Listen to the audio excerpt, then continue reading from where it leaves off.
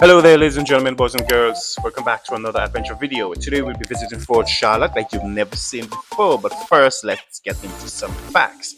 It's located on the southern end of St. Vincent and the Grenadines, overlooking Kingstown. It is about 600 feet above sea level and it is 219 years old, built or completed in the year 1806 by the British so they can defend against the Caribs and Garifuna strikes, and also French invasion, with whom they would trade possession of the island. This is noted by the fact that the majority of the guns, 30 of them in all, I think there was 30 or 35, they were turned inland rather than out to sea. It was named after Queen Charlotte of Mecklenburg-Strelitz, who was the wife of King George III. I will reserve opinion on that video.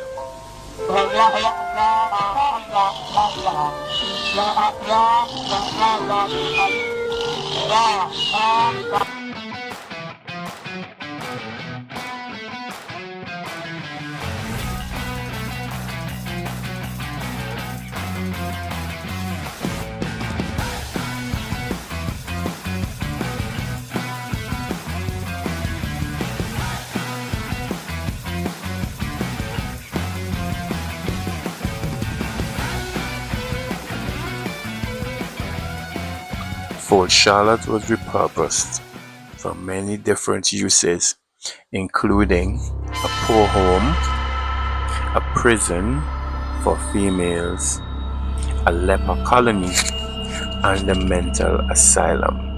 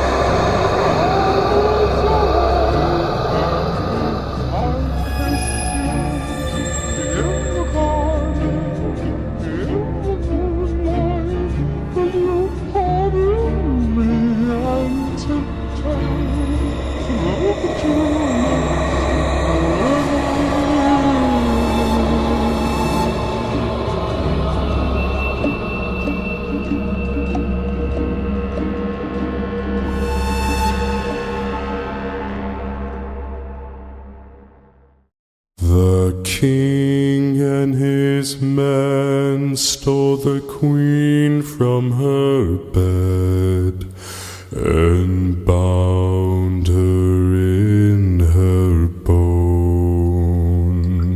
There is historical evidence that the British forces executed Garifuna resistance fighters during the conflict in St. Vincent, particularly during the Second Carib War between 1795 and 1797. This war was led by the Garifuna chief, Châteauneuf Joseph, who fought alongside French rebels to resist British colonial rule. While records of specific executions at Fort Charlotte are scarce, it is likely that captured Garifuna soldiers faced execution in their efforts to resist or to suppress resistance. The last people to be hanged in St. Vincent were Douglas Hamlet, David Collins, and Franklin Thomas. A triple execution, all tried and convicted of murder. These executions happened in February 13th, 1995.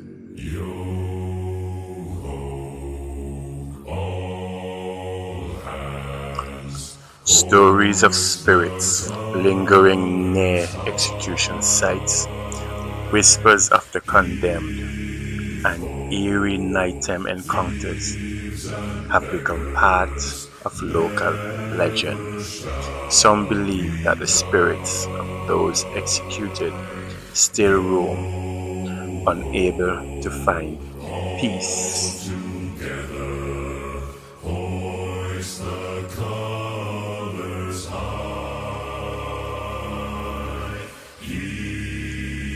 If that is true, then there's nothing to fear. It would mean that my brave Garifuna ancestors would have walked these very ramps, stood on this gallows, and looked out onto the ocean, this being their last sight, knowing they paid the ultimate price, the ultimate sacrifice for a St. Vincent that many of us now take for granted.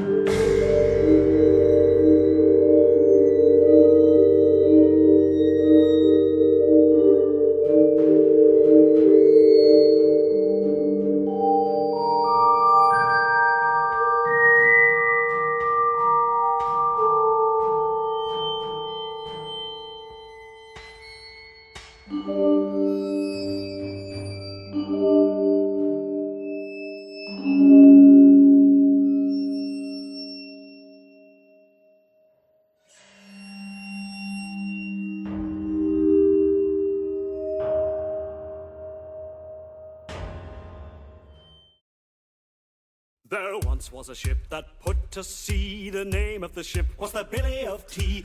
In the 1800s, this was a wooden drawbridge. It is said that it had wheels and would have rotated horizontally.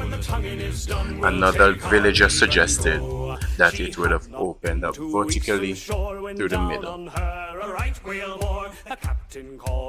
What is known for certain is that on October 13, 1824, Major John Champion of the Royal Scots Fusiliers was killed by Private Ballasty, a guard at the drawbridge of the same regiment. This private was convicted, court-martialed, and summarily executed at this very bridge. No line was cut, no whale was freed. The captain's mind was not of greed, but he belonged to the Wellerman's creed. She took the ship in tow. Soon may the Wellerman come to bring us sugar and tea and rum. This building was once a hospital for injured soldiers of the British forces. It was also used as a leper colony, and there was a suggestion that it also housed persons afflicted with tuberculosis. I was told of a footpath close to the building that leads to a pool where persons with leprosy would have taken their bath. As there was no cure at that time, the seawater was their only reprieve.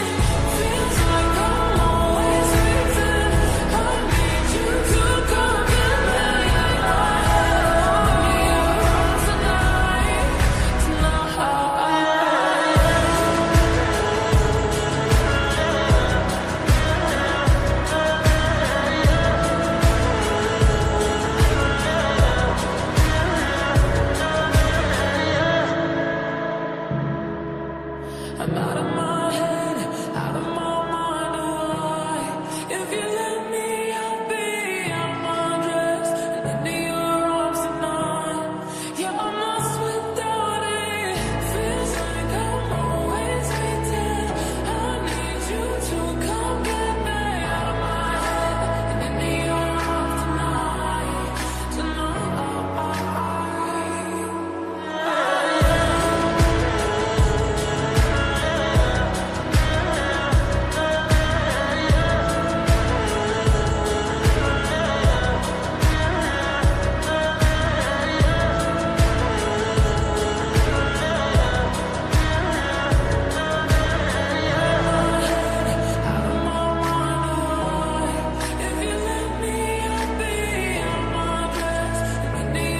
Thank you for being with me on this trip. If you enjoyed this video, please like it. If you would like to see more, please subscribe, share, comment.